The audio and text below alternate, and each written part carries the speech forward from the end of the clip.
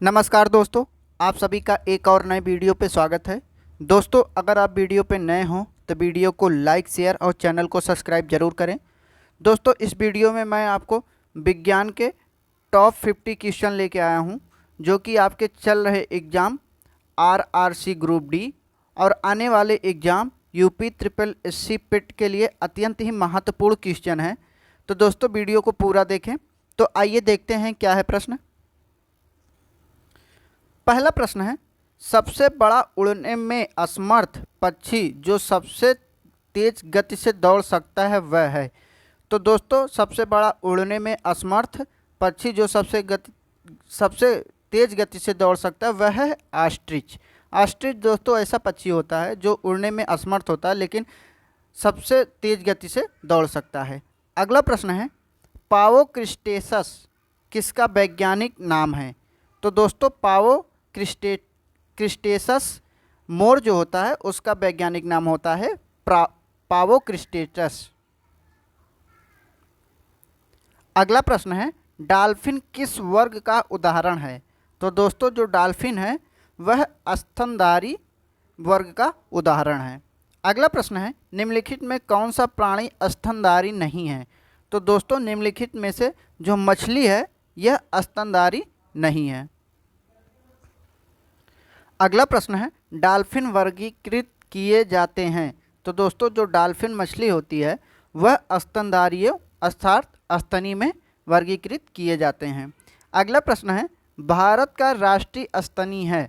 तो दोस्तों, भारत का राष्ट्रीय स्तनीय बाघ को जो बाघ होता है दोस्तों वह भारत का राष्ट्रीय स्तनी होता है। अगला प्रश्न है, व्हेल के हृदय में कितने प्रकोष्ठ होते हैं। तो दोस्तों, व्हेल के हृदय में 4 प्रकोष्ठ होते हैं। अगला प्रश्न है, निम्नलिखित में से नियत तापी प्राणी कौन सा है। तो दोस्तों, निम्नलिखित में से नियत तापी प्राणी चमगादड़ जो है दोस्तों वह नियत तापी प्राणी है। अगला प्रश्न है, पीताम्बरी एक प्रजाति है। तो दोस्तों, जो पीताम्बरी होती है वह सरसों की एक प्रजाति होती है। अगला प्रश्न है, कुफरी किस फसल की किस्म है। तो दोस्तों, कुफरी आलू फसल की एक किस्म होती है। दोस्तों, अगर वीडियो अच्छा लगे तो वीडियो को पूरा देखें और चैनल को सब्सक्राइब जरूर करें। चैनल को सब्सक्राइब के साथ साथ दोस्तों वीडियो को शेयर करें और वीडियो को लाइक ज़रूर करें, जिससे हमें भी मोटिवेशन मिलेगा और नए नए वीडियो लाने के लिए। आप कमेंट करके ज़रूर बताएं दोस्तों कि आपको अगला वीडियो किस टॉपिक पे चाहिए। अगला प्रश्न है, मनुष्य के शरीर में पसलियों के कितने जोड़े होते हैं।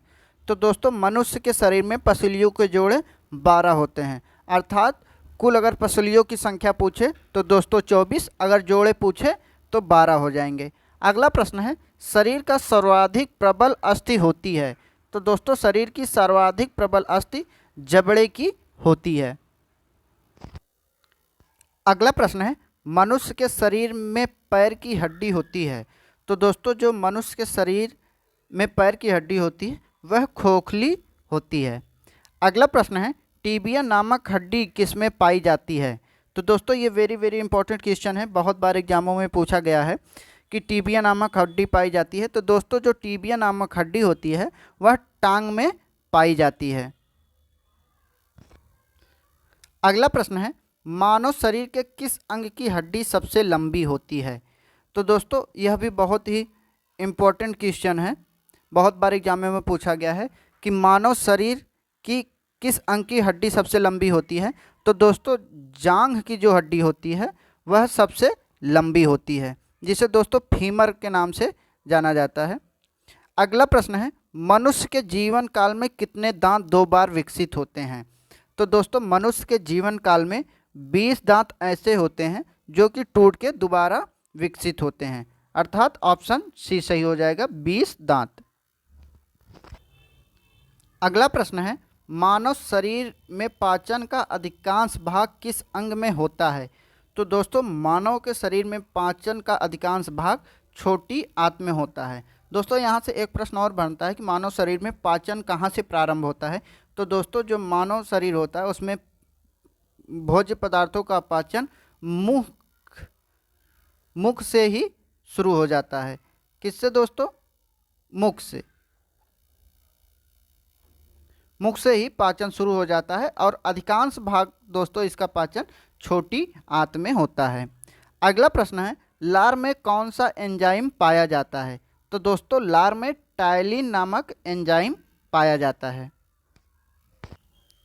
अगला प्रश्न है, पेट में भोजन को पचाने के लिए निम्नांकित में किसकी खास आवश्यकता होती है? तो दोस्तों पेट में भोजन को पचाने के लिए एंजाइम की खास आवश्यकता होती है। अगला प्रश्न है, मुख से निकली लार किसका पाचन करती है? तो दोस्तों जो मुख से लार निकलता है उसका नाम होता है टायलिन। टायलिन जो होता है दोस्तों वह स्टार्च का पाचन करती है। अगला प्रश्न है, निम्नलिखित में से किस अम्ल की उपस्थिति मानव पेट में होती है? तो दोस्तों मानव के पेट में हाइड्रोक्लोरिक अम्ल अर्थात दोस्तों इसका सूत्र होता है HCl, हाइड्रोक्लोरिक अम्ल की उपस्थिति होती है मानव के पेट में। अगला प्रश्न है, पाचन क्रिया में प्रोटीन निम्नलिखित में से किस पदार्थ में बदल जाता है? तो दोस्तों पाचन क्रिया में जो प्रोटीन होता है वह अमीनो अम्ल में बदल जाता है। अगला प्रश्न है, निम्नलिखित में से वह अंग कौन सा है जो मानव शरीर में ग्लाइकोजन के रूप में कार्बोहाइड्रेट को जमा करता है? तो दोस्तों मानव शरीर में ग्लाइकोजन को कार्बोहाइड्रेट के रूप में यकृत जो होता है दोस्तों वह जमा करता है। अगला प्रश्न है, पित्त निम्न में से किसके द्वारा पैदा किया जाता है? तो दोस्तों जो पित्त होता है वह यकृत के द्वारा ही पैदा किया जाता है। अगला प्रश्न है, पित्त जमा होता है। तो दोस्तों जो पित्त जमा होता है वह पित्ताशय में जमा होता है और दोस्तों इसका उत्सर्जन यकृत के द्वारा किया जाता है, अर्थात इसका उत्सर्जन यकृत के द्वारा किया जाता है और इसका पित्त का जो जमा किया जाता है वो पित्ताशय में जमा किया जाता है। अगला प्रश्न है, पेसमेकर का संबंध किससे है?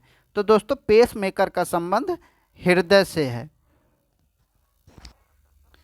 अगला प्रश्न है, पेसमेकर का कार्य है। तो दोस्तों जो पेसमेकर होता है वह दिल की धड़कन को प्रारंभ करता है, अर्थात ऑप्शन सी सही हो जाएगा।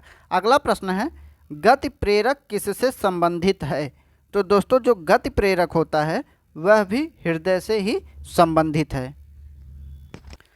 अगला प्रश्न है, निम्नलिखित में से किनकी भित्तियों पर रक्त द्वारा डाले गए को रक्तदाब कहते हैं? तो दोस्तों भित्तियों के द्वारा डाले गए दाब को रक्तदाब दोस्तों रक्तदाब जो होता है वो धमनियों जो हमारी भित्तियाँ होती हैं दोस्तों वो धमनियों पे दाब डालती हैं जिसे रक्त दाब कहा जाता है। अगला प्रश्न है, मनुष्य के शरीर में हृदय को एक बार धड़कने में कितना समय लगता है? तो दोस्तों मनुष्य के शरीर में हृदय को एक बार धड़कने में 0.8 सेकंड का समय लगता है। अगला प्रश्न है, स्वस्थ मनुष्य में प्रति मिनट हृदय स्पंदन होता है, अर्थात स्वस्थ मनुष्य जो होता है उनका हृदय एक मिनट में कितनी बार धड़कता है? तो दोस्तों वह 72 बार एक मिनट में धड़कता है। अगला प्रश्न है, स्वस्थ मनुष्य का रक्तचाप जिसे दोस्तों सिस्टालिक व डायस्टालिक भी कहा जाता है होता है।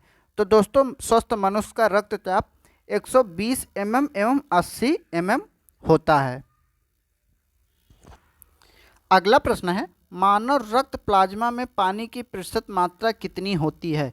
तो दोस्तों मानव रक्त के प्लाज्मा में पानी की प्रतिशत लगभग 90% होती है, अर्थात ऑप्शन सी सही हो जाएगा। अगला प्रश्न है, रक्त में पाई जाने वाली धातु होती है। तो दोस्तों जो रक्त में पाई जाने वाली धातु होती है वह होती है लोहा। अगला प्रश्न है, रक्त का शुद्धिकरण कहाँ पर होता है?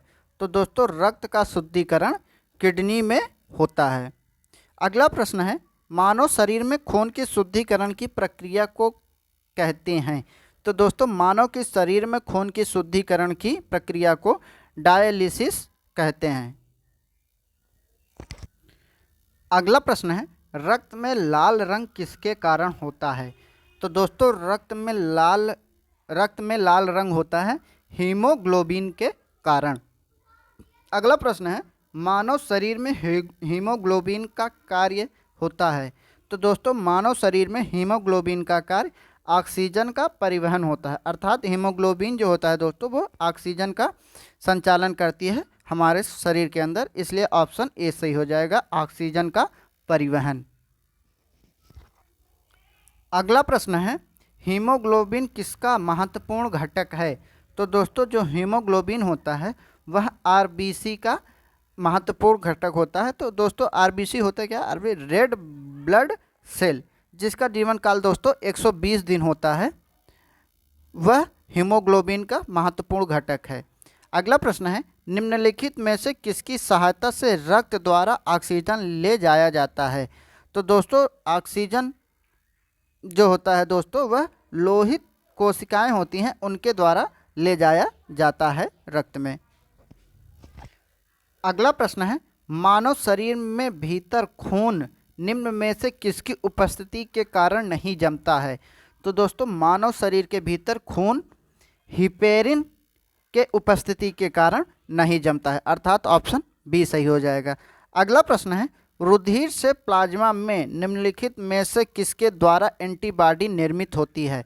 तो दोस्तों रुधिर से प्लाज्मा में एंटीबॉडी का निर्माण लिम्फोसाइट के द्वारा होता है। अगला प्रश्न है, लाल रक्त कणिकाएं कहाँ उत्पन्न होती हैं?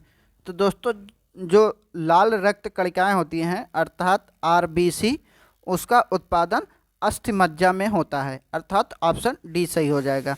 अगला प्रश्न है, जीव विज्ञान शब्द का प्रयोग सर्वप्रथम किसने किया था? तो दोस्तों जीव विज्ञान का प्रयोग सर्वप्रथम लैमार्क तथा ट्रेविरेंस ने किया था।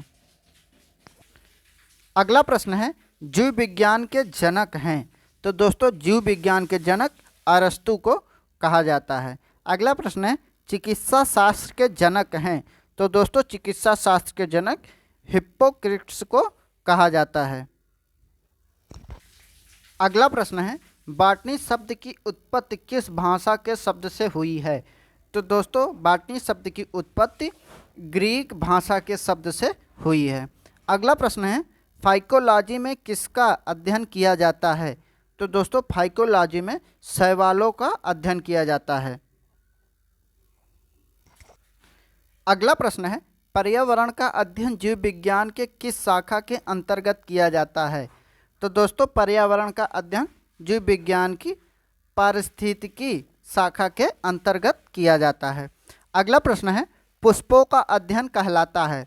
तो दोस्तों जो पुष्पों का अध्ययन है उसे एंथोलॉजी कहते हैं, अर्थात एंथोलॉजी के अंदर पुष्पों का अध्ययन किया जाता है। दोस्तों अगर वीडियो अच्छा लगा हो तो वीडियो को लाइक शेयर और चैनल को सब्सक्राइब जरूर करें। धन्यवाद।